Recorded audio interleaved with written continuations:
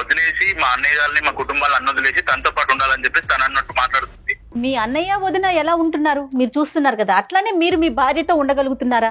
అంత ప్రయారిటీ ఇస్తున్నారా? నాకు తెలిసి మేమైతే సంతోషంగా ఉంటున్నాము డాక్టర్ గారు. మీరు సంతోషంగా ఉంటున్నారా? మీరిద్దరూ సంతోషంగా ఉంటున్నారండి? తాకట్టులో ఉన్న బంగారాన్ని విడిపించి ఆ రోజు ఆన్లైన్ రేటుకే మేము కొంటాం. Sharma gold company. అందమైన జీవితానికి స్వాగతం. నమస్తే డాక్టర్ గారు. నమస్తే జగన్. ఏంటంటే ఇద్దరు అన్నదమ్ములు, ఇద్దరికి పెళ్లిళ్ళు అయ్యాక సమస్యలు మొదలైనవి. అది తీవ్ర స్థాయికి వెళ్ళిపోయి విడిపోయే పరిస్థితి దాకా వెళ్ళిపోయారు. సాధారణంగా ఇద్దరు అన్నదమ్ములు వరకు ఓకే, పెళ్లిళ్ళు అయ్యాక కొంత మార్పు అనేది సహజం. దాన్ని మనం రిసీవ్ చేసుకునే దాన్ని బట్టి, అర్థం చేసుకునే దాన్ని బట్టి ఉంటుందేమో. అది సమస్య. ఇప్పుడు మనకి తమ్ముడి భార్య మనకి మెయిల్ చేసింది. తన పేరు సుజాత. తమ్ముడి భార్య తను ఫేస్ చేస్తున్న ప్రాబ్లమ్స్, ఇష్యూస్ అవన్నీ కూడా మీతో మాట్లాడాలి అనేసి కాల్ చేస్తారండి. సుజాత అమ్మాయి పేరు. చాలా కామన్ అమ్మాయి. అవునండి, కామన్ గానీ అక్కడ నిలబడినటువంటి వాళ్ళకి, వేరే ఇంటి నుంచి వచ్చి ఇదే నా ఇల్లు అనుకుని వచ్చేటటువంటి వాళ్ళకి ఇది. ఇప్పుడు బ్రదర్స్ ఇద్దరు అక్కడే ఉంటారు కాబట్టి సమస్య ఉండదు. బయట నుంచి వచ్చే ఆడపిల్లలు ఉంటారు కదండి, ఆటోమేటిక్ గా ఇష్యూ మొదలవుతుంది. హలో సుజాత గారండి? అవునండి. నమస్తే అండి, నేను జయాని అందమైన జీవితం ప్రోగ్రామ్ నుంచి కాల్ చేస్తున్నాను. నమస్తే జయ గారు. నమస్తే అండి. నాతో పాటు డాక్టర్ కళ్యాణ్ చక్రవర్తి గారు కూడా ఉన్నారు. నమస్తే అమ్మా. నమస్తే. సుజాత కదమ్మా? అవునండి. Very nice, very nice. చెప్పినా ఏంటి సమస్య? ఏ ఊరు మీది? నీ వయసు ఎంత? పెళ్ళి ఎంత కాలం? మాది మాచర్ల డాక్టర్ గారు. మ్యారేజ్ అయ్యి 8 ఏళ్ళు అయ్యిందండి. 8 ఏళ్ళు అయింది. ఏం చెప్పమంటారు డాక్టర్ గారు? నిజంగా నేను ఒక భార్య స్థానంలో ఉన్నాను, కానీ ఒక పని మనిషి లాగా, ఒక మెషిన్ లాగా పడున్నానండి. 8 ఏళ్ల నుంచి పిల్లలు లేరండి. కనీసం నన్ను ప్రేమగా అర్థం చేసుకునే భర్త కాదు కదా. అసలు నేను ఎందుకున్నానో, అసలు ఎందుకు బ్రతకాలో, ఎవరి కోసం బ్రతకాలో. ఒక ఆడపిల్లకి అమ్మా నాన్న తర్వాత, పెళ్ళయిన తర్వాత అన్ని భర్తే కదా సార్, భర్తే కదా అంటారు. అలాంటిది భర్తే మనకి సర్వస్వం అనుకున్నప్పుడు అలాంటి భర్త మనల్ని అర్థం చేసుకోకుండా. అయితే విషయం ఏంటంటే డాక్టర్ గారు, ఆయనకి సమస్తం అన్ని వాళ్ళ అన్నయ్య వదిన మాట జవదాటదండి. అంతకు మించి ఇంక ఏమీ లేదు. నేనున్నానో లేదో, అసలు ఏంటి, నాకేం కావాలి, కొంచెం ప్రేమగా మాట్లాడే ఇది కూడా లేదండి నాతో. వాళ్ళకి పిల్లలు ఉన్నారా? 2 పిల్లలు ఉన్నారు వాళ్ళకి. మీరేం చేస్తూ ఉంటారమ్మా? మీరు గాని మీ వారు గాని మీరేం చేస్తూ ఉంటారు? నేను హౌస్ వైఫేనండి. ఆయన అయితే బిజినెస్ ఒకటి షాప్ లో మినరల్ వాటర్ ప్లాంట్ పెట్టుకున్నారు. అయితే ఇల్లు ఉండేది కూడా ఇప్పుడు ప్రెసెంట్ వాళ్ళది ఉండేది ఓన్ హౌసేనండి. మా పెళ్లికి ఏమని చెప్పి మాకు మా అమ్మ నాన్నలు వాళ్ళు అందరిలోని పెళ్లికి చెప్పిన మాట ఏంటంటే, ఇల్లు ఇద్దరిది అన్న తమ్ముళ్ళది అని చెప్పారండి. అప్పట్లో అది ఒక 25 లక్షలు వాల్యూ చేసేది. ఇప్పుడు అది ఇన్నేళ్లుగా చేసే దగ్గర మాకు ఒక 50 లక్షల వరకు అన్న వస్తుంది. అట్లీస్ట్ వాళ్ళు ఎంత చెప్పిన మాటకి కూడా విలువ ఇవ్వకుండా, అయ్యో పెద్దల సమక్షంలో చెప్పాము, వీళ్ళకి ఇంత వర్త్ వస్తుంది, వీళ్ళకి ఇంత ఇవ్వాలి వాట, మరి ఇవ్వకపోతే వాళ్ళ లైఫ్ ఏమవుతుంది, వాళ్ళకి కూడా ఉంది కదా ఫ్యామిలీ అన్న ఒక పాయింట్ ఆఫ్ వ్యూ లో కూడా వాళ్ళకి ఇంత పీనాస్ అంటే అంత పీనాసిగా బిహేవ్ చేస్తున్నారండి. ఆ ఇంట్లో వాళ్ళు ఉంటున్నారమ్మా?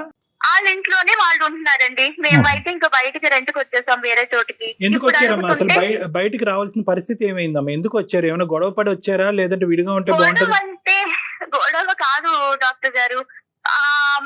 మా తోటి కోడలు ఉన్నారు కదా, తోటి కోడలు అంటే మనకి అసలు శత్రువు అని కూడా మనం చెప్పలేవండి. పైకి అయితే అసలు మాటల్లో కనిపించరు, కానీ వాళ్ళు చేసే ప్రతి పనిలో కూడా వాళ్ళ మోసం నాకు వాళ్ళ కళ్ళల్లో కనిపిస్తుంది.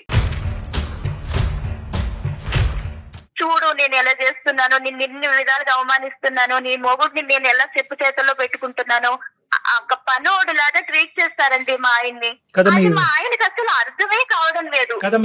చూడు ఈ మాటలన్నీ వాళ్ళు అంటారమ్మా? నీతో అన్నారా? అన్నారండి, అన్నారు. కానీ నాకు వాళ్ళు చేసే ప్రతి పనిలో, ప్రతి చూపులో నాకు అది గుచ్చుకుంటాయి, తగులుతాయి. బావగారు కూడా అలానే ఉంటారా? బావగారు అలాగే ఉంటారండి. మా తోటి కూడా ఆమె కళ్ళల్లో అయితే పర్టికులర్ గా తెలుస్తుంది. ఆయన ఎలాగంటే ఇప్పుడు ఏదన్నా ఒక ఫంక్షన్ కి అటెండ్ అయితే అన్న తమ్ముళ్ళు ఇద్దరిని ఎలాగ ట్రీట్ చేస్తారండి, అలా ఉండదు. ఈ అతను వస్తే ఏదో ఒక పెద్ద సెలబ్రిటీ లాగా రండి కూర్చోండి అని సైడ్ వేసి ఇలా రకరకాలుగా ఆయన్ని ఒక జమీందార్ లాగా ఒక ఏదో పెదరాయుడు టైప్ లో ఆయన్ని ట్రీట్ చేస్తారు. మా ఆయన పక్కన ఒక పనోడు లాగా ఏమైనా ఫంక్షన్లకు వెళ్తే అక్కడ సిలిండర్లు మోస్తూ లేదంటే వాళ్ళకి ఇది చేస్తూ ఒరే అది చేయరా ఇది చేయరా అని మా ఆయన ఒక పనోడు లాగా వాడుకుంటారండి. విలువ లేకుండా అయిపోయింది.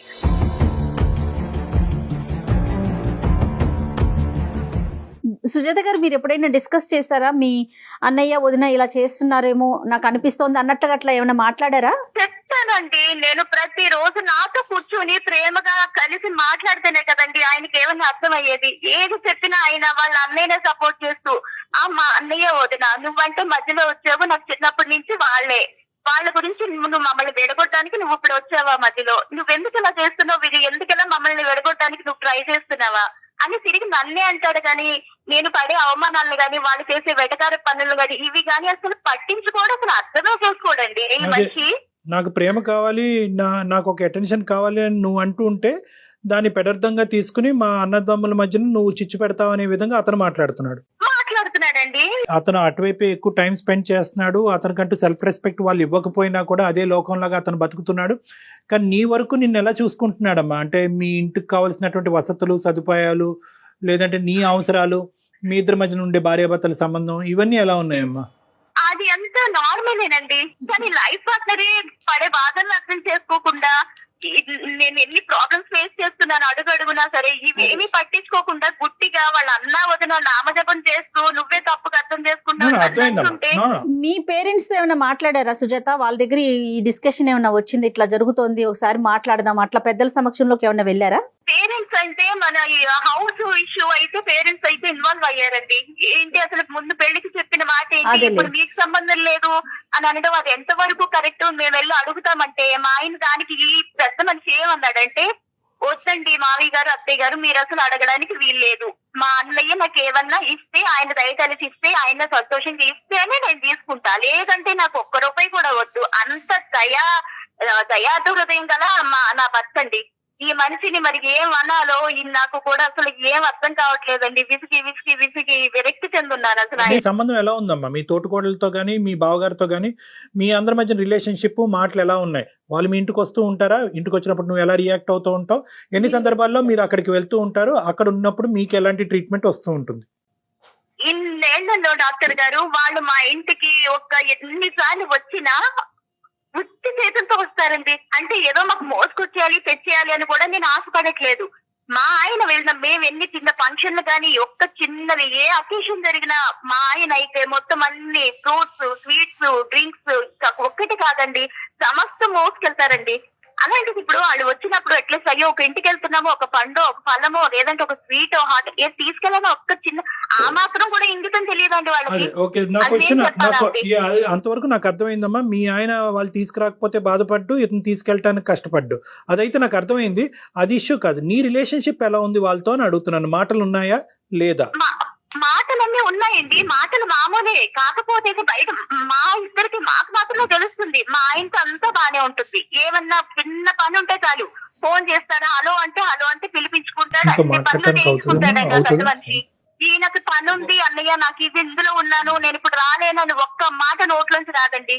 ఇక్కడ ఈయనకి ఎంత అర్జెంట్ పని ఉన్నా అసలు వెళ్లే పరిస్థితి ఒంట్లో బాగాలేకపోయినా సరే లేకెళ్ళిపోయి అన్ని రకాలుగా చేసి వస్తాడు ఈ మనిషి. మీ హస్బెండ్ తో ఏమైనా మాట్లాడొచ్చా మనం ఒకసారి? అసలు ఆయన వర్షన్ ఎలా ఉంది ఏంటి అనేది? తప్పకుండా అండి. ఓకే, మీరు ఒకసారి విషయం చెప్పి మరి ఎట్లా కాన్ఫరెన్స్ లోకి ఏమైనా తీసుకుంటారండి? నేను చేస్తాను.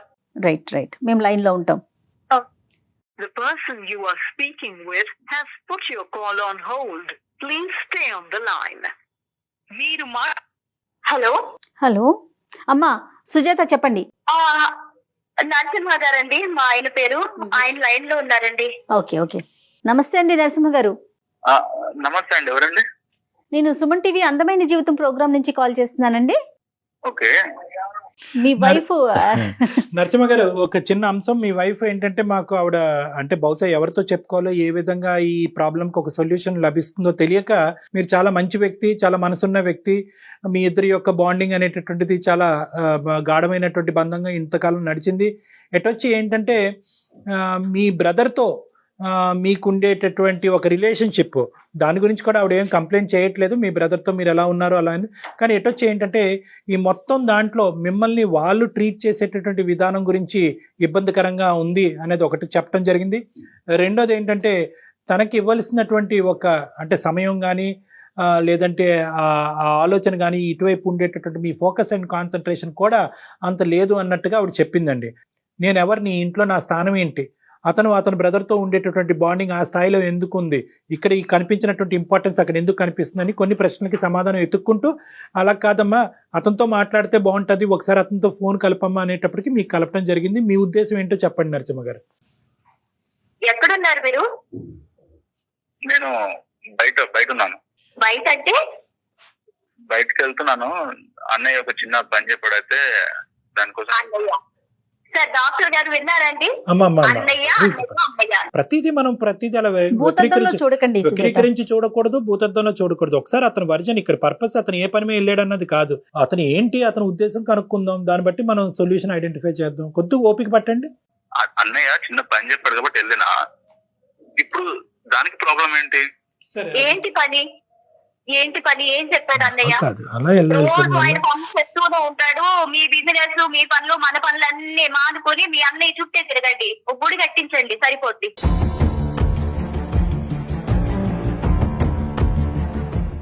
ఒక అసలు భర్తగా అసలు ఏం చేస్తున్నారో నాకు ఇంట్లో అనేది నాకు ఏం అర్థం కావట్లేదు. ఇన్నేళ్లు వేసి ఇక నాకు అయిపోయింది నీతో, ఇంకా నా వల్ల కాదు.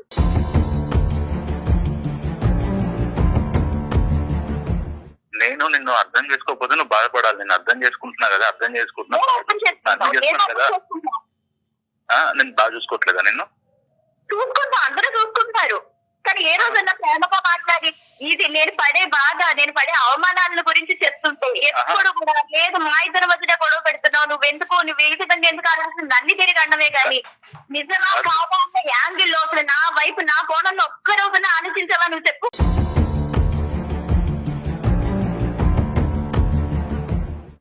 నేను నీకు కరెక్ట్ తిండి పెట్టట్లేదా, నేను కరెక్ట్ బాగా చూసుకోవట్లేదా, లేకపోతే నేను ఎటు తీసుకెళ్ళట్లేదా?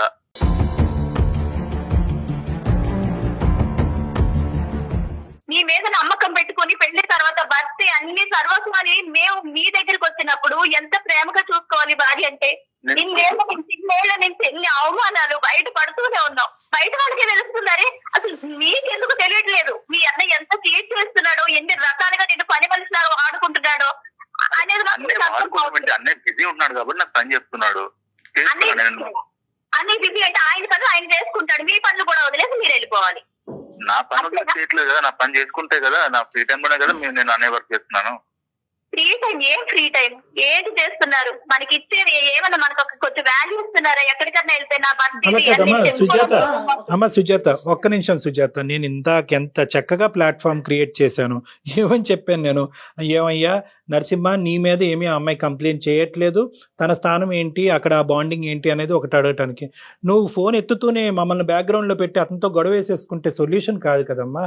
ఒక్క నిమిషం, మేము చెప్పేది కూడా వినండి. మన పనులు వదిలేసుకుని వాళ్ళ పనులకు వెళ్తున్నారు అనేటటువంటి మాటలో వాస్తవం ఉందమ్మా. ఇందాక అదే అతను కూడా అడిగాడు, మీ పనులు వదిలేస్తున్నాడు అతను, తనతో స్పెండ్ చేయట్లేదు అనేది, ఆ ఖాళీ టైం నాతో ఉండొచ్చు కదా అనేది తన ఒపీనియన్. ఇక్కడ ఏంటంటేనమ్మా, ఇంట్లో గొడవ పడేటటువంటి విధంగా ఈ ప్లాట్ఫామ్ మీద మాట్లాడితే మనం ఒక సొల్యూషన్ రాలే. సో ఇక్కడ నౌ కమింగ్ టు నరసింహ. ఇక్కడ ఏంటంటే ఆ అమ్మాయి ఇమోషనల్ ప్లాట్ఫామ్ మీద మాట్లాడుతుంది, నాకు ప్రేమ కావాలి, ఆప్యాయత కావాలి, బంధం కావాలి, ఈ బంధానికి ఒక అర్థం కావాలి అనేటటువంటిది ఆ అమ్మాయి అడిగేటటువంటి ప్రశ్న. మీ బ్రదర్తో మీకు ఉండేటటువంటి రిలేషన్స్ని మిమ్మల్ని తగ్గొట్టుకోమనట్లేదు, దాన్ని మేము ఖండించట్లేదు. అన్నదమ్ములుగా మీరు ఇలాగే ఉండాలి, మీ అన్నకి ఇచ్చే గౌరవం మీరు ఎలాగే ఇవ్వాలి, మీ వదిన గారిని తల్లిగా భావిస్తూ ఆవిడకి ఇచ్చేటటువంటి గౌరవం కూడా ఇవ్వాలి. కానీ వాళ్ళకి ఎంత గౌరవం ఇస్తున్నారో మిమ్మల్ని నమ్ముకుని ఇచ్చేటటువంటి మీ భార్యకి మీరు ఇచ్చేటటువంటి గౌరవం అనేటటువంటిది అంతే ఇంపార్టెంట్. అదేవిధంగా వాళ్ళు కూడా ఈ అమ్మాయిని లెక్కలోకి తీసుకోవాలి. మీ ఇద్దరి మధ్యన ఈ సమస్య అనేది ఈ రోజు వరకు మాకు తీసుకొచ్చేంత వరకు లేదంటే ముందు నుంచి మీరు ఇది గమనిస్తూనే ఉన్నారా? మీ అభిప్రాయం చెప్పండి సార్. నరసింహ గారు? నేనైతే ఇప్పటి వరకు ఇలాంటివి అయితే వినలేదండి. తన లోపల ఏం పెట్టుకుంటుందో నాకే తెలియదు. రోజైతే బానే ఉంటుంది, నేను బయటకు వెళ్ళేటప్పుడు బాగానే చెప్తుంది. లోపల నా వెనక ఏం జరుగుతుందో నాకైతే తెలియదు. నేను అన్నే వాళ్ళ ఇంటికి వెళ్తే ఒక్కోసారి ఎందుకు కోప్పడుతో తెలియదు, ఉన్నట్టుండి కోప్పడుతుంది, తర్వాత ఇమ్మీడియట్లీ కూల్ అయిపోతుంది. సరే అని చెప్పేసి నేను ఇంకా పనికి వెళ్ళిపోతాను, వస్తాను. వచ్చే వరకు ఏదో ఒకటి మనసులో పెట్టుకొని ఉంటది. తర్వాత నేను వచ్చిన తర్వాత మామూలుగా ఉంటది, మళ్ళీ నేను ఉన్నప్పుడు అలా ఉంటది, లేనప్పుడు అలా ఉంటది. ఈ రోజు డాక్టర్ గారు దగ్గరికి మీరు చెప్పే వరకు నువ్వు చెప్పే వరకు నాకు తెలియదు. ఆ అమ్మాయి నీకు అర్థమయ్యేటటువంటి చెప్పేంత పెద్ద సబ్జెక్ట్ ఏమీ కాదు ఇది. ఇదేది 8 నెలల ప్రయాణం ఏమి కాదు, 8 సంవత్సరాల ప్రయాణం. ఆ అమ్మాయి ముభావంగా ఉన్నా మీరు అక్కడికి వెళ్ళి వచ్చి వెనక్కి వచ్చిన తర్వాత ఆ అమ్మాయి ఇంకో విధంగా ప్రవర్తించినా ఏదున్నా కూడా ఇక్కడ మీనింగ్ ఒకటే కదా. మీరు ఇది అర్థం చేసుకుని ఆ అమ్మాయి మనసులో ఏముందన్నది తొంగి చూసేటటువంటి ప్రయత్నం ఎంతవరకు చేశారు? మీరు మరీ అంత నాయివ్గా ఏమీ తెలియనట్టుగా వివరించకండి. ఇక్కడ అమ్మాయి మనస్తాపం చెందుతుంది, ఇంకా బాధపడుతుంది.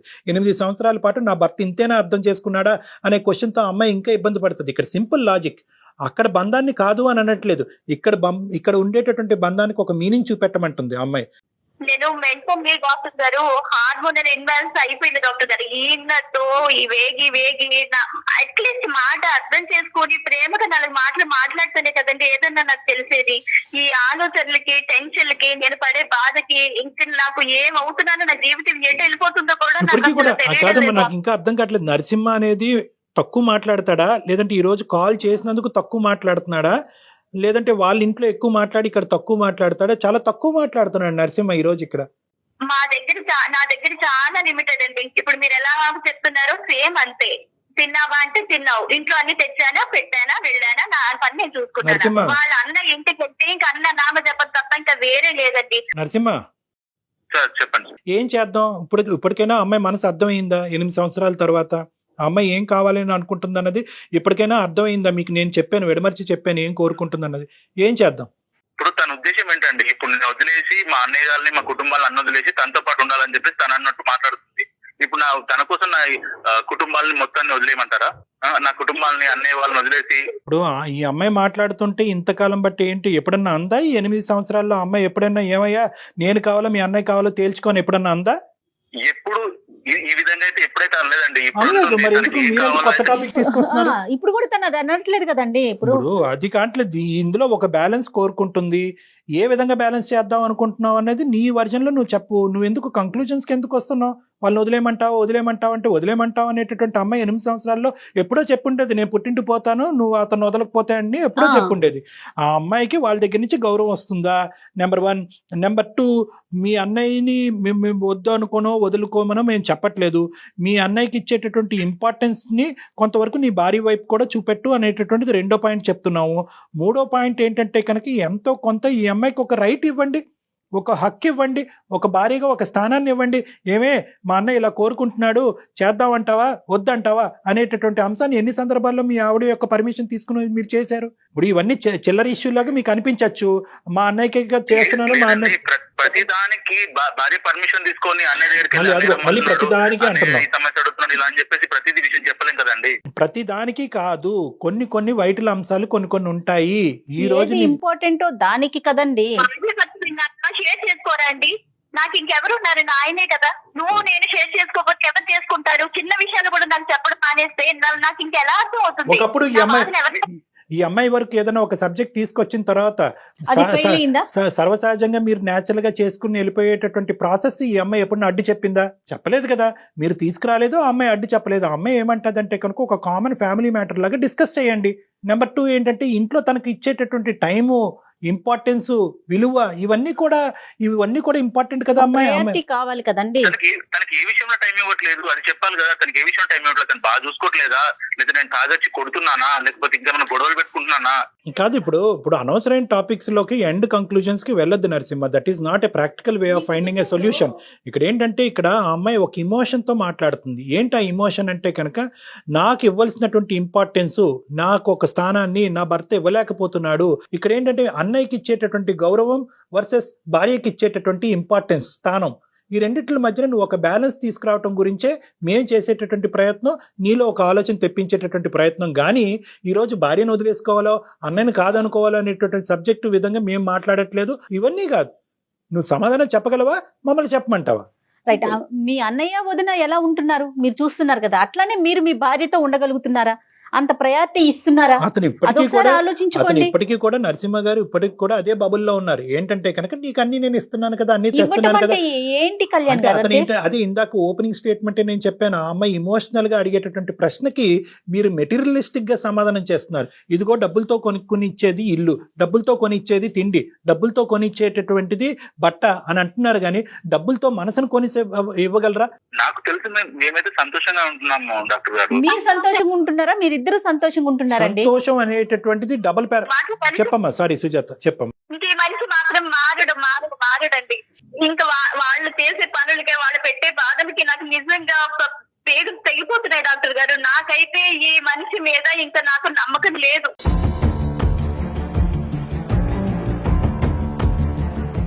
మంచితనాన్ని కూడా హద్దు ఉంటుంది, కానీ ఇంత పిచ్చిగా గుడ్డిగా వెళ్ళి మంచి నేను ఎక్కడ చూడలేదండి. ఇంకా నేనైతే ఈయనతో కలిసి బతికే ఛాన్సే లేదండి. నేను మా పుట్టింటికి వెళ్ళిపోతాను. నేను అమ్మ వాళ్ళ దగ్గరే ఉందాం అనుకుంటున్నాను. సుజాత మారిన మనిషి ఇప్పుడు ఏం మారుతాను డాక్టర్ గారు? అతను అసలు అంత తప్పు కాదమ్మా, అది తను మారలేనంత తప్పు కాదు, అంత సమస్య కూడా కాదు. జటిలమైనటువంటి సమస్య కాదు.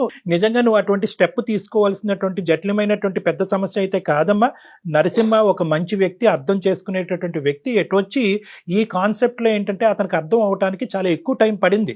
ఇప్పుడైనా కూడా ఈ ప్రాబ్లం కి ప్రాక్టికల్ సొల్యూషన్ అతను ఐడెంటిఫై చేస్తాడా, నన్ను చెప్పమంటాడా అన్నది ఒకసారి అవకాశం ఇచ్చి చూద్దాం అమ్మా. నరసింహ చెప్పండి. డాక్టర్, ఇన్ని రోజులు సమస్య అనేది ఇద్దరి మధ్యలో ఉండే, ఇప్పుడు సమస్య అనేది మీ వరకు వచ్చింది కాబట్టి మీరేం చెప్తే నేను అది ఫాలో అవుతాను డాక్టర్ గారు. Super super.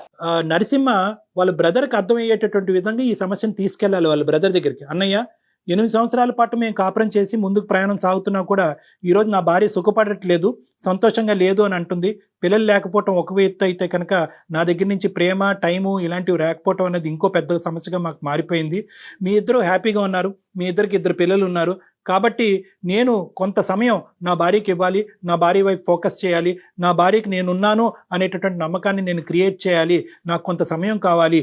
ఈ సమయంలో నువ్వు చెప్పినటువంటి పని చేయకపోయినా, నీకు కావలసినటువంటి విధంగా నేను ఉండకపోయినా నువ్వు అపార్థం చేసుకోవద్దు అనేది ఫస్ట్ మీ బ్రదర్లో ఆలోచన కల్పించవలసినటువంటి బాధ్యత నరసింహ నీ మీద ఉంది. నెంబర్ 1. నెంబర్ 2 ఏంటంటే, ఇలా అడుగుతున్నాడు అన్నయ్య, చేస్తే బాగుంటుంది అని అంటే కనుక ఖచ్చితంగా అమ్మాయి ఒప్పుకుంటుంది. ఆ అమ్మాయి మనసు చాలా పెద్దది. 8 సంవత్సరాల పాటు మీరు ఆ అమ్మాయిని పూర్తిగా పట్టించుకోకపోయినా కూడా ఆ అమ్మాయి మనసు పెద్దది కాబట్టి ఈ రోజు భరిస్తూ ఆలోచిస్తూ అలా ఆగిపోయిందే కానీ దాన్ని నిలదీయటం కానీ ఆ అమ్మాయి ఇంకో విధంగా ఆలోచించడం కానీ చేయలేదు. సో కాబట్టి ఏంటంటే, మీరు ఏదైనా ఒక సబ్జెక్ట్ ఉంటే కనుక మొహమాటం లేకుండా, భయం లేకుండా, ఈ అమ్మాయి అభ్యంతరం చెప్తాది అనే ఆలోచన లేకుండా ఆ అమ్మాయి వరకు తీసుకొచ్చే ప్రయత్నం చేయండి. ఇది నెంబర్ 2. అప్పుడు ఆ అమ్మాయికి ట్రాన్స్పరెన్సీ వస్తుంది, నమ్మకం వస్తుంది. నా స్థానానికి ఒక ఇంపార్టెన్స్ ఇచ్చి వచ్చి నా భర్త నా పర్మిషన్ తీసుకుని అక్కడికి వెళ్తున్నాడు కదా అనేటటువంటి ఒక ఆనందం ఆ అమ్మాయిలో ఉంటుంది. ఇది నెంబర్ 2. నెంబర్ 3, సుజాత నీకు చెప్పేది ఏంటంటేనమ్మా, ఇదేదో ఓవర్ నైట్ జరిగిపోయేటటువంటి కార్యక్రమం కాదమ్మా.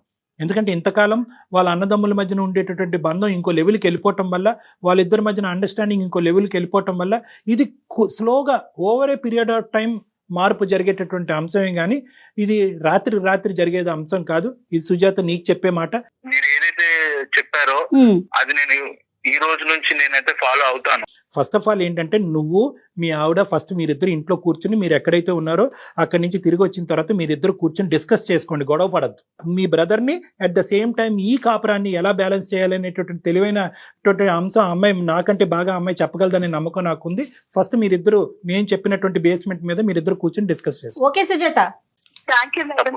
Okay, good luck, all the best, bye, thank you, take care. ఆ అబ్బాయికి ఈ రోజు అర్థమైంది, అంతే, ఒక సంతోషం. స్టెప్ తీసుకుంటానని ముందుకు వచ్చాడు. అవునవును, సో బహుశా వాళ్ళిద్దరు కాపురానికి ఒక మంచి రోజులు వచ్చినాయి అన్నది మనం నమ్మి. తప్పకుండా. ఓకేనమ్మా, రైట్ అండి. Thank you so much Kalyan గారు, థ్యాంక్ యూ.